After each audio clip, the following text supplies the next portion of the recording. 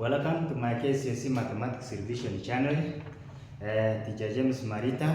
We are looking at past Kcse questions on differentiation, and today we are looking at a revision of a question in Kcse 2021. So in Kcse 2021, there was a question in section P which was carrying 10 marks. So the question of a curve is given by y is equals to p1 over 3 x raised to power 3 minus a half x squared minus 2x minus a third. From here, question 1, we are supposed to find the value of y when the value of x is equivalent to 2. This one is very simple because you can only substitute where there is x, you substitute by 2. So the value of y is equals to p. It is a third. Then we have negative 2. This one is raised to power 3 minus, this is a half. Then we have the value of x is negative 2. This one here is squared minus 2 into the value of x, which is negative 2, then plus minus a third.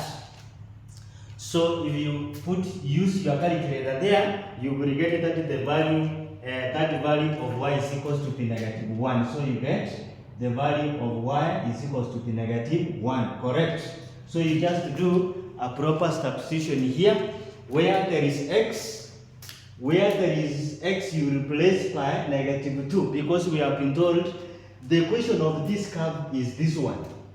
So to get the value of y at x is equals to p negative 2, we just substitute there. Then Roman 2, the equation of attachment to the curve at x is equals to 2. So the equation of attachment to the curve at x is equals to 2. Before you get the equation of a curve at x is equals to 2, you need to do dy dx. We need to get our gradient function. So the gradient function we have is dy. Then we have dx. This one is our gradient function. So we have 3 times a third, which is giving us now 1x. You reduce this one by 1, so it is 1x squared minus 2 times a half is just giving 1. Then we have this is x, because we have 2 minus 1 remains 1. Then minus, this is 1 times 2 is giving us 2. 1 minus 1 is equivalent to 0, so any number raised to 0 is equivalent to 1, so that remains like that. And of course, the derivative of that, a constant number, is equivalent to 0. But we have been told that at this x is equals to p1. Remember, this is our gradient. So what is that gradient now? The gradient at x is equals to p1. So we have our gradient. The gradient at x is equals to p1. Gradient is the same as dy dx, which is equivalent to p. It is negative 2 here, which is now squared, minus this one here is into negative 2, and then minus 2. So you get that gradient of the gradient is equivalent to p. The gradient is equivalent to p4. So we have 3 things here for us to get the equation of attachment. We have the points. The value of x is negative 2. The value of y is negative 1. We have our gradient, we call it m1, which is equals to p4. Then you have the other coordinates in terms of x and y, so we have x, y. So this one here will give us the equation of attachment to the curve. So we have change in y, so y minus 1 is y plus 1 all over. This is x minus 2, it becomes x plus 2, and this one is equivalent to 4. So we can have that we put this one over 1 such that we have y plus 1, because it is 1 times y, which is y. 1 plus 1 is 1, which equals to p. X times 4, we have 4 of x, then plus 2 times 4 is equivalent. That one is equivalent to 8. So the equation of attachment to the curve is equals to py is equals to p4x. Then plus, if we take 1 on the other side, it becomes a minus. Then we have plus 7. That one gives us the equation of attachment, the equation of attachment to the curve. Then the part B, we are supposed to determine the coordinates of the turning point of the curve. How do you get the coordinates of the turning point of the curve? The coordinates of the turning point of the curve, we understand one thing. At the turning point of the curve, dy dx is equivalent to 0. So our dy dx is equals to be 0. So we say that dy dx, this one is equals to be 0.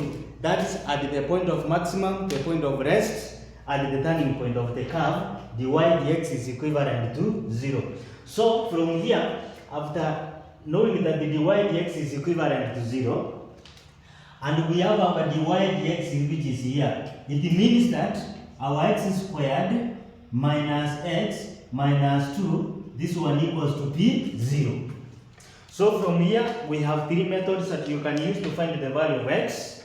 We either use the complete square method, or you can use the Kcse formula, that's the product and sum form, the product, sum and factor method, or you can use the quadratic formula. So if you're using a quadratic formula, you say that x is equals to p minus p plus or minus, and then we have a square root of p squared minus 4ac, then we divide by 2a. From this equation here, the value of a is equals to p1. From here, the value of p is equals to p negative 1, and the value of c is equals to p negative 2. So we can substitute and get that x is equals to p minus p. These are negative and a negative, so it becomes positive 1. Then plus or minus, we have a square root.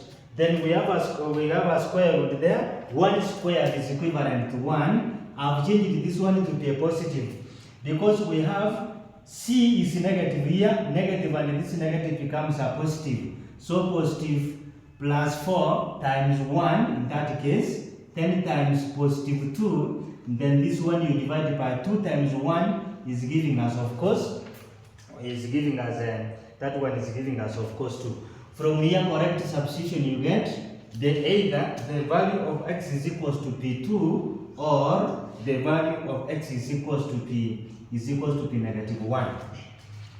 We have got the value of x is equals to p2 or the value of x is equals to p negative 1. So we are supposed to get the turning point of the curve. So at the turning point, at x is equals to p2, what is the value of y? So we start from here, x is equals to 2. So x is equals to p, x is equals to p2 here. Y itakuwa vipi? Y is equals to p. So we come where there is a equation of the curve, which is this one. Y is equals to p, attach into x, but in this case x is equals to p2 raised to power 3 minus a half of x squared, but x hapa ni 2, alafu 10 squared minus 2 into 2, then minus a third.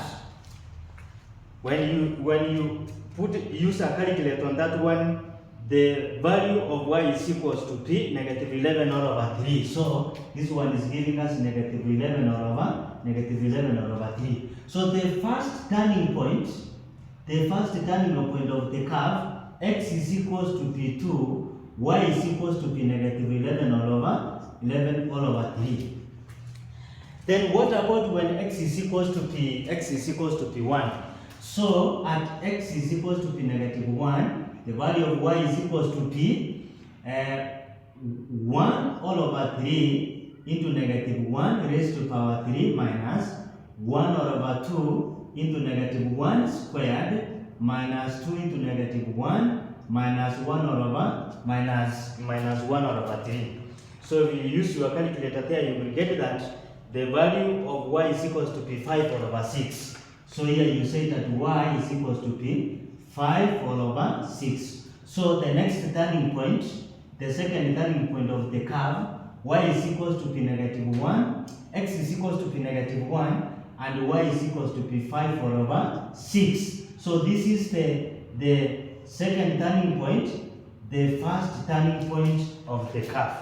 So understand that at the turning point of the turning point of the curve, the dy dx is equals to 0. You find the values of x. After getting the values of x, now you go to the equation of the curve. You substitute the first value of x, you get the first value of y, then you substitute the second value of x, you get the second value of y, and that one will give you the coordinates of the turning point of the curve.